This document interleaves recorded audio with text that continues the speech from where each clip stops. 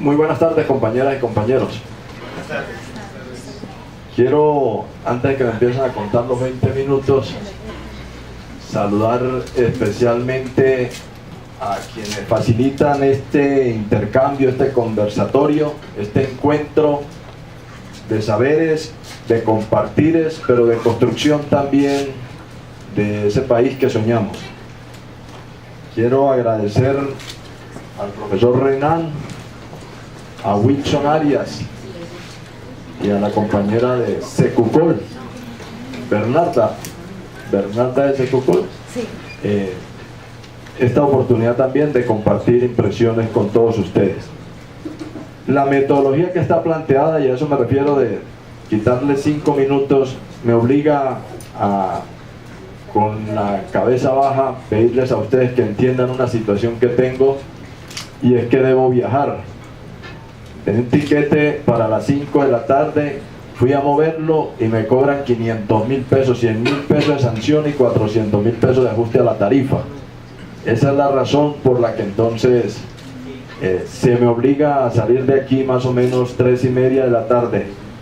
Es con mucha pena que lo planteo, y lo debo de entrada plantear por el profesor Renan, por Wilson, por Bernarda, por todas y todos ustedes, porque es una situación no agradable, pues, decir uno las cosas y salir sin tener la posibilidad de escuchar a otras compañeras y compañeros.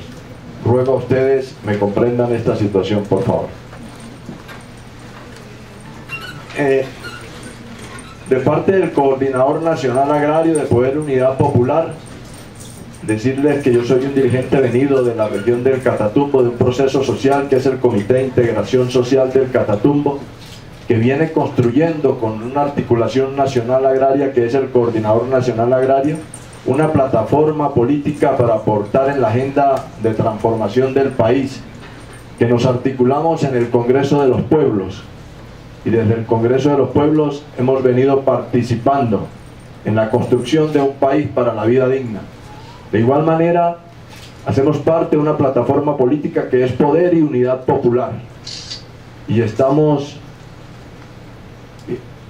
digamos que, dispuestos a aportar con otros procesos en la construcción de esas condiciones de país para la vida digna.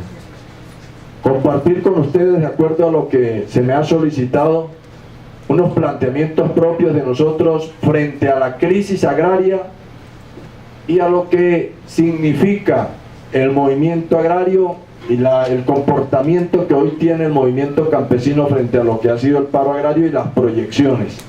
Voy a compartir con ustedes eso, que ojalá estos elementos de la vida local, de la vida del momento político actual, cotejado con los planteamientos de los demás expositores, pueda permitirnos a todas y todos tener una visión global del problema del país y lo que significa el compromiso de la sociedad colombiana en contribuir en la transformación de esas condiciones. Plantearíamos entonces, nosotros entendemos que existe un modelo de desarrollo económico que tiene a los territorios como su principal objetivo, que en la intención de recomposición del capital mundial hay que llegar entonces a los territorios, y en la política nacional se establece un ordenamiento territorial para desarrollar la política extractivista. Eso es lo que fundamentalmente se plantea. Y entonces en el desarrollo de esa política se acude a una figura del desarrollo con enfoque territorial, que tiene en cuenta la base de recursos naturales, pero también a la población rural. Y la base de los recursos naturales no es únicamente entonces para la producción agropecuaria, sino que contempla también la minería, las artesanías, todo lo que tiene que ver con el aprovechamiento de los bienes de la naturaleza, y unas relaciones funcionales para centros poblados pequeños, medianos y grandes en su territorio y fuera de él. Fundamentalmente entonces el modelo es un modelo de ordenamiento para garantizar una política extractivista de desconocimiento de la vida de los seres humanos y de la naturaleza. Pero Yo quiero entonces reflejar que para la aplicación de ese modelo, ¿cuál es la realidad del campo colombiano? ¿Cuál es la situación que hoy tiene el sector agrario? Y empezaría como un primer componente por mirar algunas de las tantas normas que nos vienen afectando. Hay que poner como referente la ley 1518 de 2012, por medio de la cual el gobierno colombiano aprueba el Convenio Internacional para la Protección de las Obtenciones Vegetales, que se viene trabajando en los años 60, y a partir del año pasado el gobierno nacional entonces aprueba ese convenio, que le da desarrollo también a lo que es la resolución 970 del ICA, planteamiento que ustedes han tenido la posibilidad de conocer a través de las redes sociales, de lo que significó en la práctica la destrucción de la semilla en Campo Alegre, Huila, la semilla de arroz, y que pone en riesgo entonces la soberanía alimentaria, que pone en riesgo la economía campesina y que busca como objetivo central la destrucción del campesinado, la eliminación del campesinado.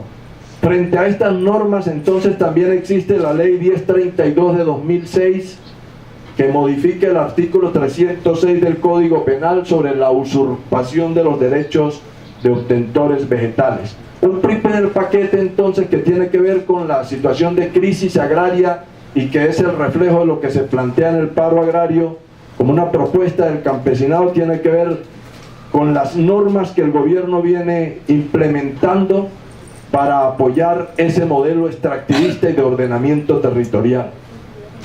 Un segundo eje que nosotros identificamos es el de los acuerdos bilaterales de comercio y principalmente el Tratado de Libre Comercio con los Estados Unidos. Ese tratado tiene una cláusula donde dice que se consagra la obligación de realizar todos los esfuerzos razonables para otorgar protección mediante patentes a plantas. La situación no es que con el tratado solamente se patenta la planta, sino que también implica patentar otros componentes como el cultivo, las cosechas, los productos, etcétera. Las formas también de cultivar se patentan. Entonces, efectivamente, la destrucción, repito, de las prácticas ancestrales de la economía campesina, de la cultura campesina. Y como materia de anécdota, decirles que el mes pasado el Ministerio de Cultura realizó un encuentro en Barranquilla sobre protección del patrimonio cultural inmaterial. Y por primera vez el Ministerio de Cultura invita a organizaciones campesinas para hablar de la cultura campesina y qué podría salvaguardarse de la cultura campesina. Y lo coloco como una anécdota porque le decía a la funcionaria del Ministerio de Cultura que están buscando poner algo que identifique al campesino en el museo. Alguna característica que para las generaciones futuras decirle esto hacía el campesino, porque efectivamente lo que se busca es eso. Entonces nosotros decíamos, no se trata de salvaguardar la forma de vestir, la música. Si ustedes quieren proteger al campesino, protejan la tierra para el campesino. Esa es la identidad cultural que tiene el campesino, la relación con la tierra. Entonces, efectivamente hay una propuesta que acaba con el campesinado, con sus prácticas culturales, y el Tratado de Libre Comercio también tiene que ver con eso. En cuanto patentar la planta significa también acceder al derecho de los Estados Unidos de toda la práctica. Se comenta también que Monsanto, entre todas las cosas que quiere patentar, inclusive quiere patentar la forma como se crían los cerdos, para acabar efectivamente con todo lo que es una práctica cultural, ancestral, de forma de reproducción y de forma de pervivencia de los pueblos. Otro de los ejes que tendríamos en cuenta para analizar la crisis tiene que ver con la biopiratería. Y es que todos los derechos comunes y privados se reconocen entonces como innovaciones y el conocimiento colectivo según las palabras de Vandana Shiva, se convierte en patrimonio de las compañías, es decir, que van por el mundo mirando qué desarrollos han tenido las comunidades, los pueblos originarios, los pueblos afrodescendientes. Eso lo convierten en una innovación y se apropian de ese conocimiento. La biopiratería, entonces, otro de los ejes que pueden llevarnos a nosotros a entender por qué hay una crisis agraria. Pero el tema de la concentración de la tierra, de la tenencia, de la propiedad de la tierra, de la extranjerización, es otro de los aspectos a contemplar. Sabemos aquí que la concentración de la tierra es de los más altos en América Latina. Para resaltar únicamente decirles que el 41% de la propiedad privada es gran propiedad. Eso significa la desigualdad que hay en la distribución de la tierra, la alta concentración y sobre todo lo más delicado en el modelo actual, que es la extranjerización, la legalización del despojo, el acaparamiento de tierra, sobre todo para garantizar la ejecución de proyectos de empresas multinacionales y transnacionales, destruir la soberanía alimentaria, la producción de alimentos y garantizar bienes para la producción de para otros usos. Recordar que también en el campo se vive la realidad que por lo menos 6.600.000 hectáreas fueron despojadas mediante el uso de la violencia. Eso equivale al 15% de la superficie agropecuaria del país, y que un 73.4% de los desplazados tenía derechos vinculados a la tierra como propietarios, ocupantes. Es decir, que cuando hablamos del problema social en el país tenemos que entender cómo se relacionan todos los componentes que identifican la aplicación de un modelo. Otro de los temas de la crisis agraria y que permite explicarla es la importación de alimentos. En el primer semestre del año, el país compró 238 millones de dólares en alimentos y bebidas. Un crecimiento del 3% frente al mismo periodo en el 2012. Es decir, que gradualmente se va incrementando la importación de alimentos. También se compraron cerca de 875 millones de dólares en alimentos elaborados. La importación de productos agrícolas. El país ha importado más de 4 millones de toneladas de alimentos entre enero y junio de 2013. Desde 2009 las importaciones de alimentos vienen creciendo en forma sostenida. Solo en el 2012 esas importaciones sumaron 9,5 millones de toneladas. Pero ¿qué se está importando? ¿Qué es lo que se está trayendo de afuera? Principalmente se trae leche líquida, leche en polvo, quesos y requesón, carne de pollo, carne de pavo, carne de cerdo, alimentos producidos con base en la soya. Es decir, se está importando esos alimentos. Mientras se destruye aquí la soberanía alimentaria, el país, aprovechando los tratados comerciales, empieza a traer. Y quisiera compartir con ustedes un concepto que yo me he referido todo el tiempo a la soberanía alimentaria y no a la seguridad alimentaria, porque es que precisamente la importación de alimentos explica por qué el concepto de la seguridad alimentaria. Y es que el Estado tiene la obligación de garantizar el abastecimiento de la comida para los nacionales. Y garantizar ese abastecimiento implica traerlo de afuera tal y cual lo plantea en el modelo. Cuando nosotros hablamos de soberanía alimentaria, es que esa comida que necesitamos nosotros aquí la produzcamos nosotros, con las semillas nuestras, en nuestra tierra, con las prácticas ancestrales de producción. Es decir, que está gravemente amenazada la población colombiana frente al sistema de importación de alimentos. Y una cosa delicada que tiene la importación de alimentos y que tiene que ver también con lo que nosotros llamamos soberanía alimentaria, es que a usted le cambian los hábitos alimenticios. Es decir, si usted produce arroz y arveja y eso es lo que comemos aquí, pero después le traen de afuera unos alimentos que no hacen parte de la dieta, de las prácticas nuestras, también en esa importación y en la aplicación del modelo se afecta entonces nuestra dieta alimentaria. Otro eje de la crisis agraria tiene que ver con todo lo que significa la titulación de la tierra para proyectos mineros otorgados en Colombia. 9.476 títulos equivalentes a 5.634.000 hectáreas, 4.94% en proporción al territorio nacional, y un mapa de títulos mineros solicitados también, que están en cola 8.152 al momento de haber recogido estos datos. Es decir, como cada vez están subiendo las solicitudes de títulos mineros, el país está entregando. Lo solicitado equivale al 13.21% del territorio nacional.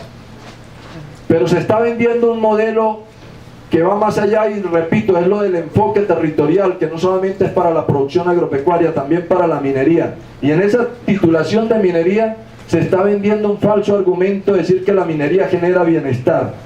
Pues aquí hay algunas cifras de los territorios donde hay mucha minería, y miremos la relación de necesidades básicas insatisfechas de esos poblados.